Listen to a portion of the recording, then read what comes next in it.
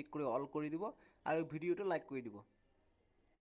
নমস্কাৰ, মই পিয়াল ৰহমান, স্বাগতম জনাইছোঁ ইউটিউব চেনেললৈ। চ' আজি আমি পঢ়িম ক্লাছ 8ৰ গণিতৰ যিটো অনুশীলনী 12.2 আছে সেইটো পঢ়িম। আমি যোৱা ভিডিঅ' 12.12 কৰিছোঁ।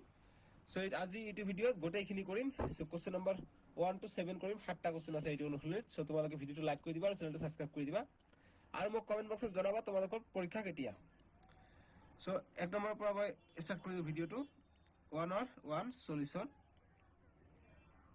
কি কৈছে আমাক যে তলৰ সংখ্যাবোৰ প্ৰামাণিক ৰূপত প্ৰকাশ কৰা। গতিকে প্ৰামাণিক ৰূপ কি হয়, যদি আমি কোনো এটা দশমিক দিয়া থাকে, এনেকুৱা 3032 থাকে, তেনেহ'লে প্ৰমাণিক ৰূপ মানে 1 ঘৰ আগত দশমিক দিয়াটো হৈছে প্ৰমাণিক ৰূপ। অৰ্থাৎ এইটো 1 ঘৰ আগত দশমিক দিলোঁ, এইটো কৰিলোঁ। গতিকে দশমিকটো এইফালে আগুৱাই আহিলে কি হ'ব, দশমিক যদি এইফালে আগুৱাই আহে তেনেহ'লে এইফালে 1 ঘৰ আগুৱাই আহিছে, গতিকে 10 to the power 1 বা 10। ঠিক আছে, আৰু এইফালে যদি যায় তেনেহ'লে মাইনাছ হ'ব। মনত ৰাখিবা যদি দশমিকটো এইফালে যায় তেনেহ'লে 10 to the power মাইনাছত আহিব, আৰু দশমিকটো যদি এইফালে আগুৱাই আহে তেনেহ'লে 10 to the power বাঢ়ি থাকিব। 1 2 3 যিমান যাব সিমান বাঢ়ি থাকিব এইফালে আহিলে। বুজি পাইছা? সেইফালে আহিলে বাঢ়িব, সেইফালে গ'লে কমিব। ভালকৈ মনত ৰাখিবা, এইটো কামত লাগিব এইটো। আমি কৰোঁ এতিয়া। বুজি যদি পোৱা নাই টেনশ্যন কৰিব দৰকাৰ নাই, আমি এইবিলাক কৰোঁতে বুজি পাম। মই ধুনীয়াকৈ বুজাই দিম।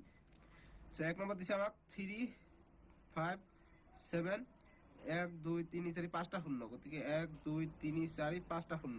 গতিকে প্ৰমাণিক ৰূপ কি হ'ব, 1 ঘৰ আগত দশমিক হ'ব, ইয়াত দশমিক হ'ব 5 7 1 4টা 5টা শূন্য আছে, 5টা শূন্য লিখিম।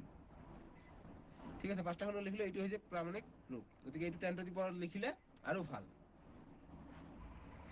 গতিকে এইখিনিতে এনসাৰ ৰাখিব পাৰা, বা প্ৰামাণিক ৰূপ যিহেতু কৈছে গতিকে আমি 10 to the power কৰিম। গতিকে 3.57 এই শূন্যখিনি আমি নিলিখিম। ঠিক আছে, শূন্যখিনি নিলিখি কিমান হ'ব, যিমান ঘৰ আগত দশমিক আছে সিমানটা 10ৰ ওপৰত দিব লাগিব। 10 to the power যিমান আগত আছে সিমানটা 10ৰ ওপৰত দিম। ঠিক আছে, 1 2 3 4 5 6 7, গতিকে 7। গতিকে বাওঁফালে আহিলে প্লাছ হ'ব আৰু সোঁফালে গ'লে দশমিকটো সোঁফালে গ'লে মাইনাছ হ'ব। গতিকে এইখিনি হৈ যাব আমাৰ 1 নম্বৰটোৰ উত্তৰ। এতিয়া 2 নম্বৰটো কৰিম। 2 নম্বৰ দিছে এনেকুৱা ধৰণৰ যে 70503 আৰু 4টা 0 আছে। চ' মই ইয়াত উঠাই লৈছোঁ 2 নম্বৰ। চ' আমি প্ৰমাণিক ৰূপত লিখিম।